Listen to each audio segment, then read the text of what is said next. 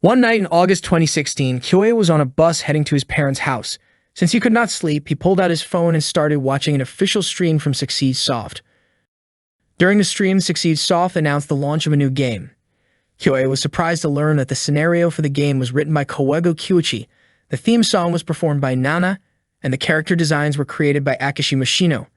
The three of them were known as stars of the Platinum Generation.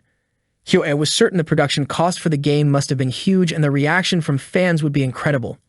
Kyoe had always loved games, anime, and light novels, and he had dreamed of working in that industry. In the past, he quit his office job and joined a Bisujo game development company, but the reality was far harsher than he had imagined.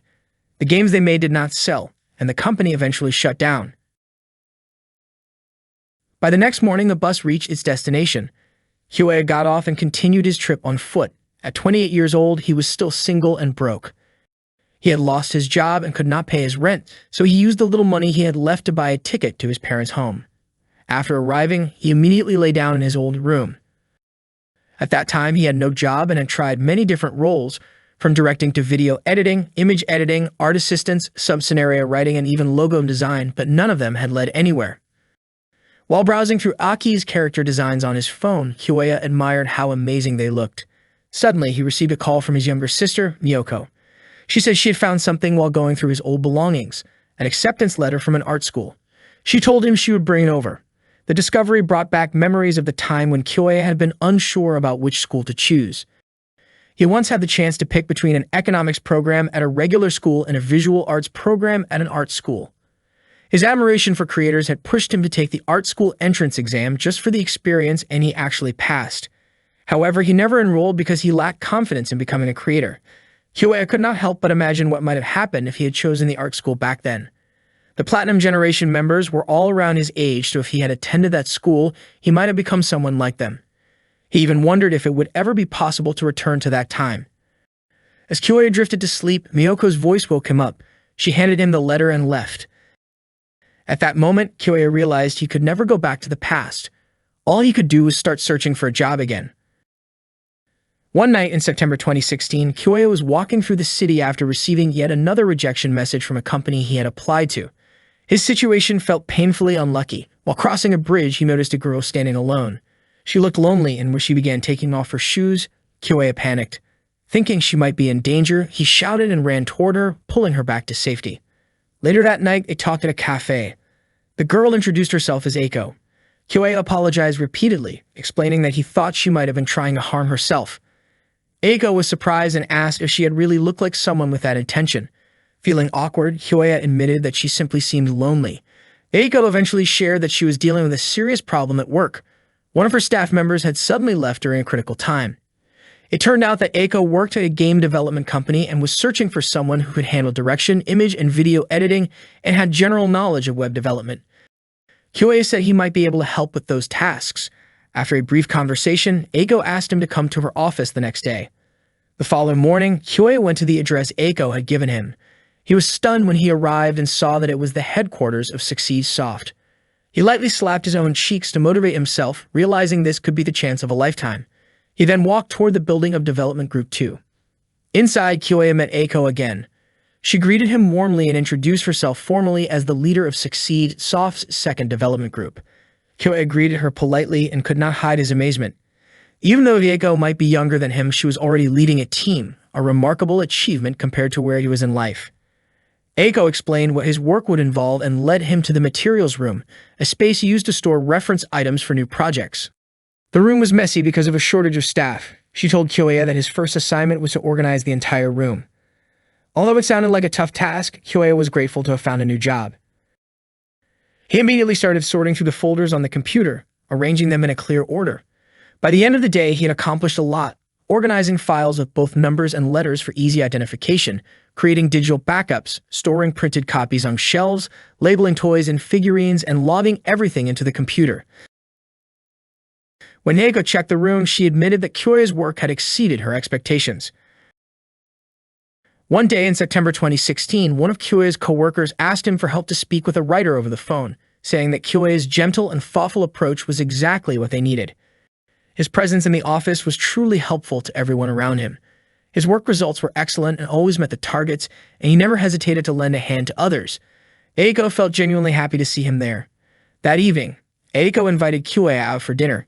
She admitted that she was glad because back then, she once mistook Kyoya for someone who was about to jump off a bridge. They both smiled as they recalled that moment.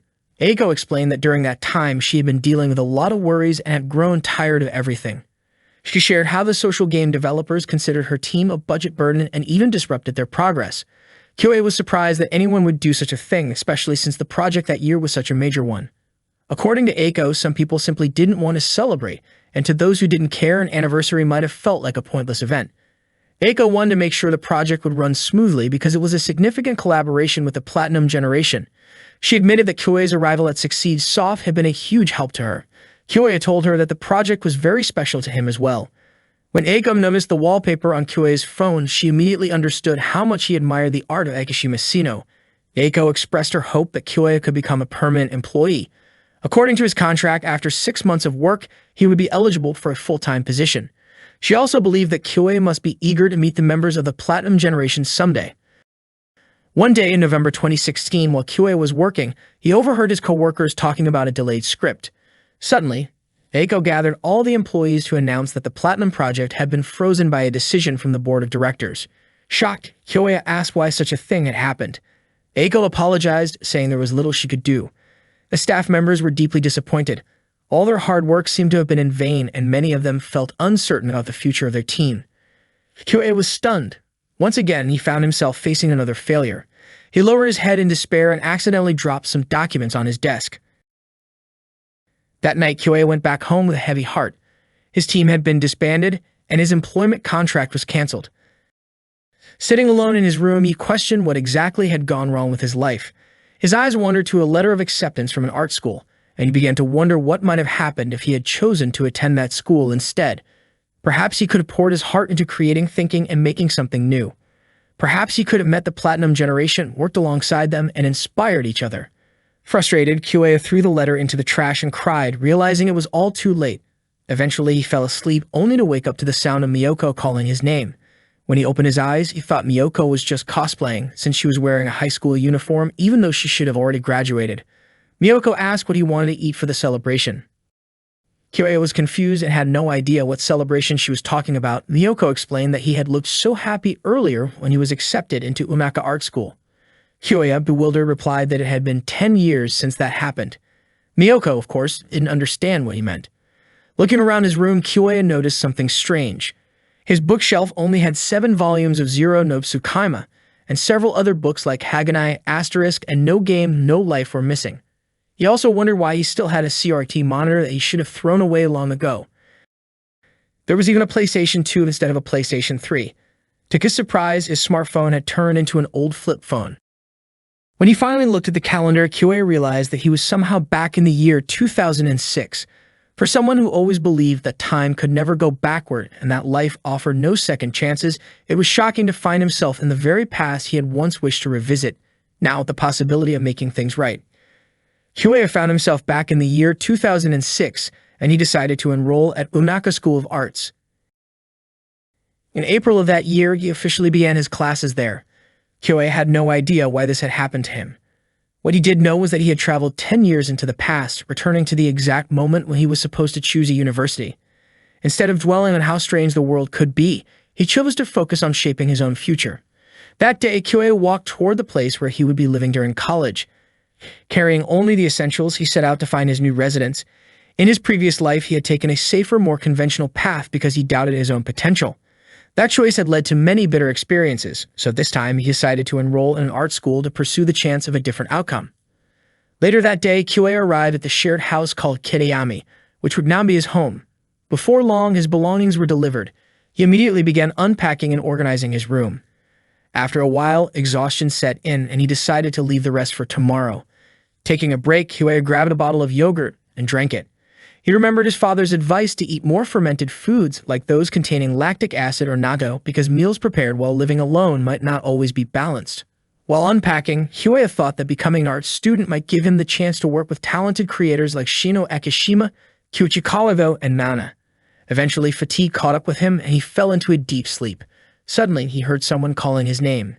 Kyoei opened his eyes and was startled to see the president from his old workplace standing before him.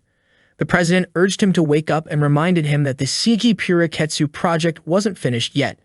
Before he could process what was happening, debt collectors appeared and surrounded him. Confused, Kyoei thought it was all a misunderstanding. It turned out to be part of a film shoot. The president told him to run, saying that life was like filmmaking, where a second take could change everything. He encouraged Kyoei to chase after his bright future. In this second take, Kyoei sprinted toward the light, determined not to let his life end without trying again. Kyoei then woke up once more. As he opened his eyes, he saw a girl sleeping beside him. The scene felt oddly similar to a visual novel he had once worked on. At first, he thought he was still dreaming, but shock quickly set in, and he sat up abruptly. The girl slowly woke up too, rubbing her eyes. Kyoei stared at the cute stranger as she moved closer, surprising him. She was simply thirsty and reached for his yogurt without hesitation, enjoying it with delight. Curious, Kyoei asked who she was. The girl began to introduce herself, but before she could finish, she accidentally slipped and fell onto him. The noise startled the other residents of the house, and they rushed to check the source of the commotion. When they opened Kyoei's door, they were stunned to see the position the two were in. Kyoei quickly tried to explain the situation. The girl clarified that her futon hadn't arrived yet, so she ended up sleeping in Kyoei's room for the night.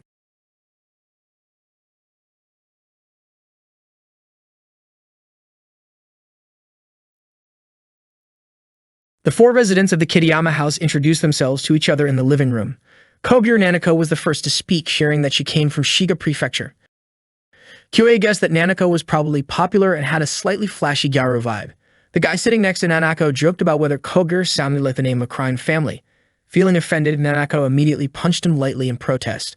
The guy then introduced himself as Rokuanji Tsurayuki, and Nanako commented that the surname Tsurayuki sounded pretty cool.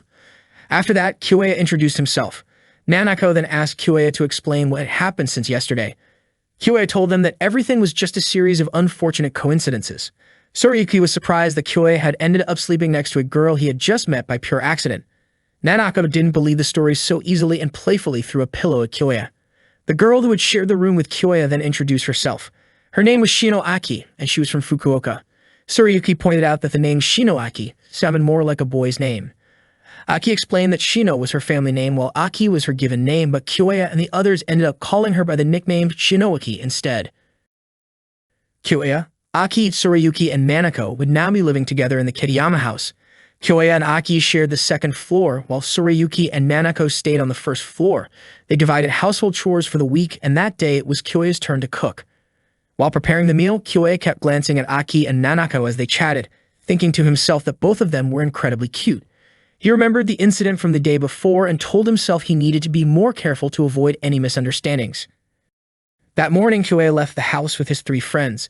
They all turned out to be in the visual arts department. Nanako was surprised when she learned that the area they were walking through was part of Osaka, since it looked more rural compared to where she came from. It turned out to be a border area, and there had even been recent warnings about snakes. Nanako seemed uneasy at the mention of snakes, but according to Tsurayuki, there was something even more intimidating than snakes. The Unaka Art Landmark, a hill dedicated to art installations. When they finally reached the visual arts classroom, they saw that quite a lot of students had gathered there. Everyone found their assigned seats, and Kyoei and his friends split up to locate their numbers. Not long after, a muscular guy arrived and sat next to Kyoei. He introduced himself as Genkiro and looked genuinely excited to have joined the art school. Kyoei greeted him, and they started talking. Genkiro asked if Kyoei played any sports, but Kyoei admitted that he only watched baseball on TV. Genkiro began sharing stories about baseball players of that era and asked Kyoei which player he liked the most. Kyoei mentioned Udani, only to realize that Genkiro had never heard of the name. That made Kyoei suddenly remember that it was still 2006, while he himself had already lived through life up to 2016 in his previous timeline. He reminded himself to be careful with what he said. Not long after, the professor's assistant Misaki entered the classroom to give a welcome speech. Misaki suggested doing a quick survey by asking who among the students wanted to become film directors, scriptwriters, anime creators, game developers, and so on. The students eagerly raised their hands according to their interests, their faces full of excitement. But then Misaki suddenly shared a sobering fact. The Unaka Art School had 135 graduates from the visual arts department the previous year, and only 8 of them had actually found jobs. The students were shocked. Nanako guessed the number might have been around 42, but the reality was far lower, even though it was still more than the year before. Misaki explained that everyone first needed to meet their basic living needs, which required money. Games, anime, and films were forms of entertainment, and people only considered them important once their basic needs were fulfilled, which meant those industries had a lower priority. Misaki added that people entering these creative fields often walk a fine line between eccentricity and foolishness. However, if that foolishness could reach a level so extreme that no one else could replicate it, it could become something valuable. And that was exactly what Misaki hoped to see from them. If they were going to be bold, they had to take it to a level that others couldn't reach. After class ended, Kyoei reflected on what Misaki had said. It seemed that their chosen path would not be easy. He realized that the film, anime, and game industries were narrow fields where only a few names could truly rise to fame. Even those known as the Platinum Generation did not all end up shining brightly. Having already experienced the future once, Kyoei understood this reality well. There was no point in feeling discouraged so early, so he reassured himself to keep moving forward. As he was about to leave the classroom, Kyoei noticed a student ID card that had fallen out of a girl's bag. He picked it up and returned it to her, only to be stunned when he saw that it belonged to Eiko, the team leader from Succeed Soft. Without thinking, Kyoei accidentally called her leader. Eiko looked puzzled since she wasn't part of any club at school. Kyoei quickly apologized and handed her the card. After thanking him, Eiko left the room and Kyoei couldn't believe that they were actually enrolled in the same department. He began to wonder if the entire Platinum Generation might already be present in that very classroom. After that, the visual arts class began, but Kyoei and his friends didn't start making a film right away. They first spent time observing the senior students and learning everything they could about filmmaking. Once the observation session ended, Kyoei quickly headed to his next class. On the way, he happened to see Eiko managing a film production. Kyoei wasn't surprised at all to see her in the spotlight, and he silently admired her skills. Later, while attending a screenwriting theory class, Kyoei began to worry about whether he could ever reach the level of the so-called Platinum Generation. During a lecture, Soriyuki fell asleep, clearly exhausted from working late the night before. Kyoei tried to wake him, but it was obvious that Soriyuki was still tired. Meanwhile, Nanako and Aki looked relaxed, almost unmotivated, which oddly enough gave Kyoei a sense of relief. He thought that if everyone around him were as intense and driven as Eiko, he might feel overwhelmed in class. At that moment, the professor explained that there are 10 key elements to consider when writing a script. However, he only listed 8 of them and then asked the students to identify the remaining 2.